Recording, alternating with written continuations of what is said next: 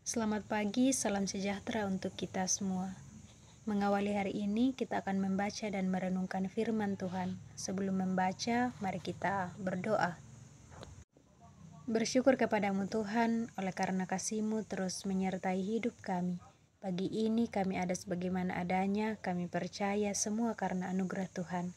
Saat ini kami akan membaca dan merenungkan firman-Mu.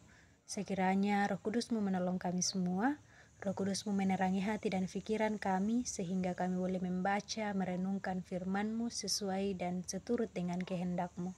Bersabdalah ya Tuhan, kami siap mendengarkan firman-Mu. Di dalam nama anak-Mu Yesus Kristus kami berdoa. Amin. Ibrani pasal 11 ayat 17-28. Firman Tuhan. Karena iman tatkala dicobai, Abraham mempersembahkan Ishak. Ia yang telah menerima janji itu rela mempersembahkan anaknya yang tunggal.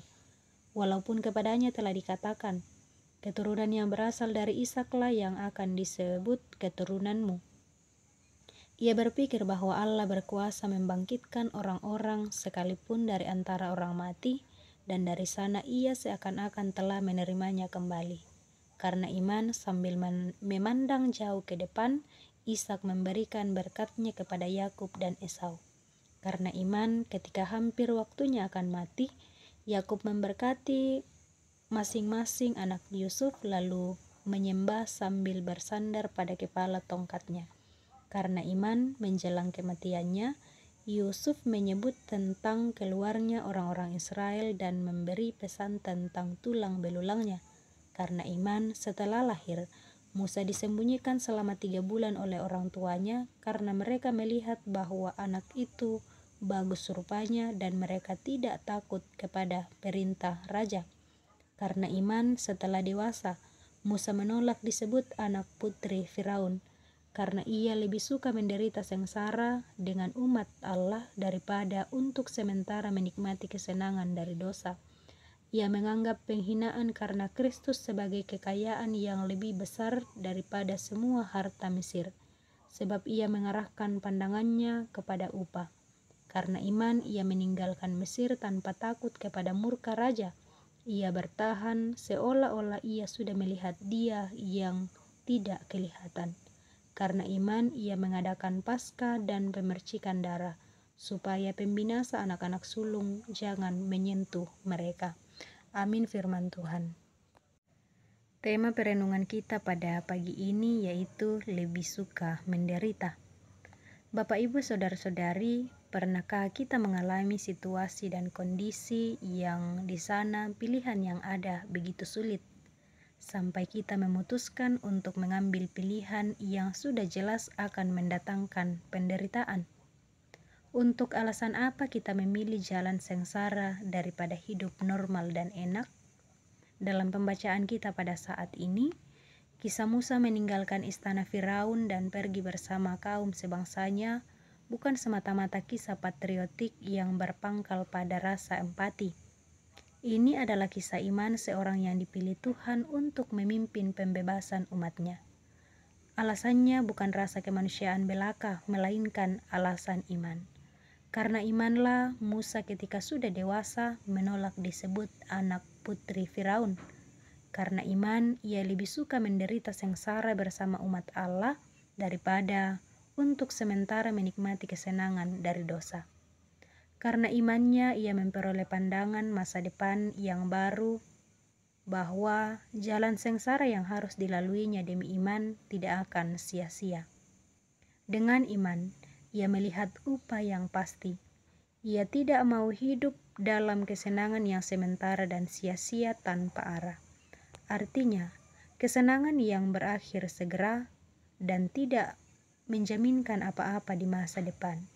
Karena iman, Musa tidak takut pada murka Firaun. Dengan iman, ia melihat yang tidak kasat mata. Itu adalah masa depan, dan perjalanan ke sana adalah perjalanan iman, perjalanan bersama Tuhan.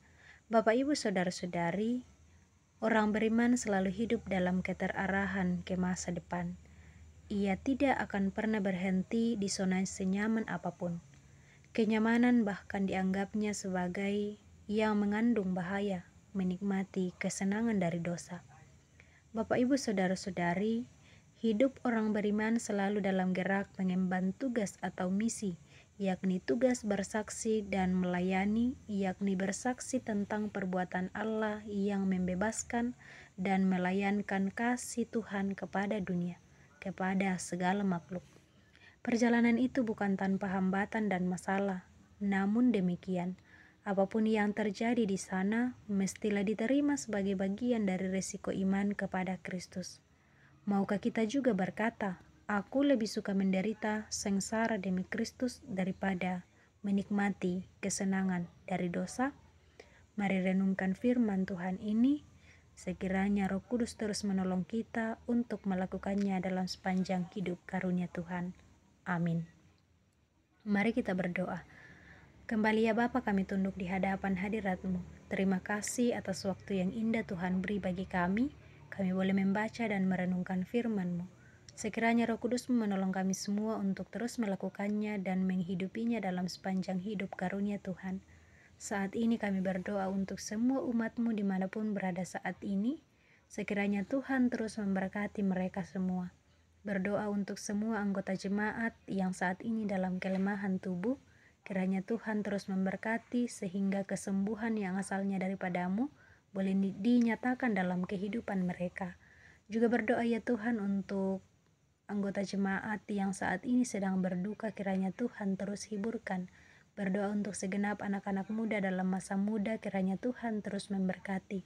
Juga segenap anak-anak yang dalam pertumbuhan, kiranya Tuhan juga terus memberkati, sehingga semakin hari semakin bertumbuh dalam iman kepada Tuhan. Berdoa untuk kami semua ya Tuhan, dimanapun kami berada saat ini, dalam kehidupan masing-masing, dalam tugas dan tanggung jawab masing-masing. Sekiranya Tuhan terus memberkati kami semua. Kesehatan, kekuatan, hikmat yang asalnya daripada-Mu, biarlah menjadi bagian dari hidup kami. Berdoa Tuhan untuk kegiatan hari ini, seluruh rangkaian tugas dan tanggung jawab yang akan kami laksanakan hari ini, biarlah Tuhan terus memberkati kami semua, sehingga hari ini boleh kami lewati dengan terus mengandalkan Tuhan. Ampuni segala salah dan dosa kami ya Tuhan, terima kami yang datang kepadamu melalui anak-Mu Yesus Kristus Tuhan dan Juru Selamat kami yang hidup. Amin.